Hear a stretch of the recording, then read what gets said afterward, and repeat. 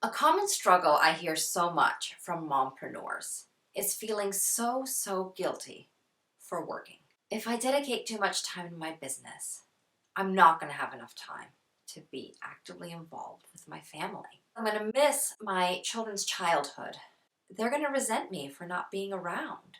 I'm not going to be able to raise them in a way that feels good for me. Now, mom guilt is hard enough. Mom entrepreneur guilt, now that's really tough. Why do we feel this way? Let's take a look what's really going on. Grow in harmony with Growtharmony. Now let me tell you a story.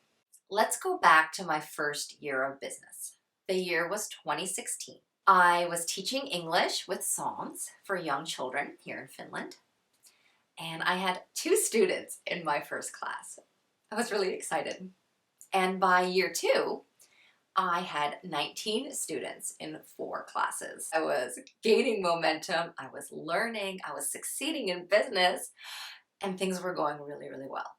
Well, you can guess where this is going. So one day, and I can still remember this vividly, like I was wearing a navy blue and white striped long sleeve shirt, I had my nice jeans on, I had collected the props and the teaching materials. We were, it was Animal Week, so I was teaching the kids, you know, like, act like a dog now, act like a fish now, right? I was ready to go, I was excited. Then my little 2-year-old daughter comes waddling over and grabs onto my leg. She looks up at me with her big brown eyes starting to fill with tears. And she said, "Mommy, please don't go." And my heart just stopped. I explained to her, I'm gonna go teach a class. I'll be back really soon. And then we'll play, we'll get ready for bed. She would get to play trains, Thomas and Percy, with Daddy and her sister. She was gonna have a really good time. Her tears started to fall. And her tears of sadness soon became tears of anger. And I just felt awful, like in the pit of my stomach. My husband scooped her up and started to show her the trains and what they were going to play, but she wasn't having it. She was really crying and she was mad that Mommy was leaving. Didn't understand why. So I had to be in class in the next hour, and I left. And it was really difficult. The whole drive, I was thinking that she's still there crying. She's resenting Mommy. She thinks Mommy doesn't love her. Why does Mommy have to go? Well, I got to my destination. I taught my class. I came home. And my husband said that, yeah, she was sad for a little while, but then she calmed down and we started to play and everything was okay. And even though I heard that, I had a really hard time believing it. There's going to be serious consequences to this down the road. And I've probably just scarred my daughter for life. The guilt was so terrible that I finished up teaching those classes, and I didn't market anymore, and I didn't teach anymore in person. And this experience gave me some very valuable information. My guilt was a signal. Now, Brene Brown, she's an emotions researcher. You might have seen her TED Talks. She's amazing when it comes to emotions and vulnerability and shame. Well, she defines guilt as feeling bad for something we have done. Feeling bad for something that has gone against our values. And she actually views it as kind of a good thing, that it's helpful to get us back into alignment. So I explored both what my values were and also what I was doing that was going against my values. And here's what I discovered. Core values of mine are nourishment, compassion, and balance. But my actions were not showing nourishment, compassion, and balance towards my daughter. I wanted to be both an actively involved parent and also to build a business that I loved. And I wasn't doing that. I didn't want to be away from my daughter very much at that age, especially since I was still nursing. She was very attached to me. I wanted her to bond with my husband too, but she still needed me physically close. So then I thought, how could I find a better balance? I could change things at home. I could change things with my business, or I could change both. What were my options? Well, I did stop teaching in person.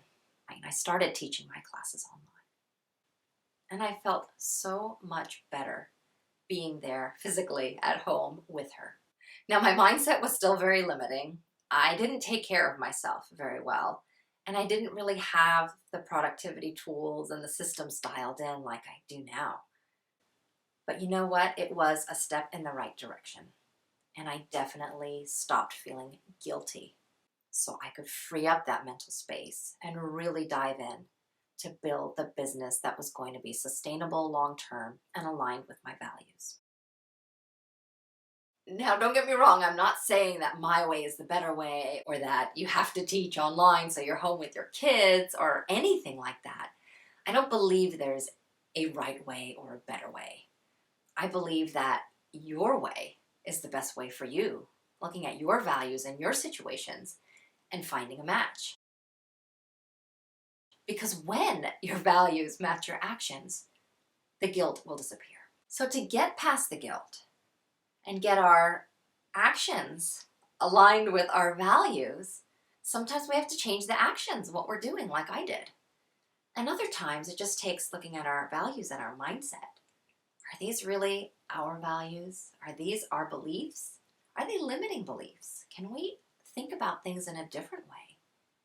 There's two ways that we can adjust to get back into alignment and to stop feeling this guilt. And from that space of not feeling guilty, imagine how present you can be with your kids when you're with them and how much progress you can make on your work when you're working. And the amazing thing about being a part of this generation is that we have so many more options than the moms in previous generations. We have productivity and efficiency methods and different ways of building businesses than ever before. So we don't have to sacrifice either our family life or having a thriving business. So thinking back from 2016 and 2017, a lot has changed. I've been a mom entrepreneur for 7 years now. And I'm at the point now where other moms are asking me, wow, how do you take on so many projects and still go to the park with your kids and pick them up from school and cook meals together from scratch? So what I tell them is that getting in alignment, really understanding my situation, my values, my goals, my strengths, and then deconstructing step by step.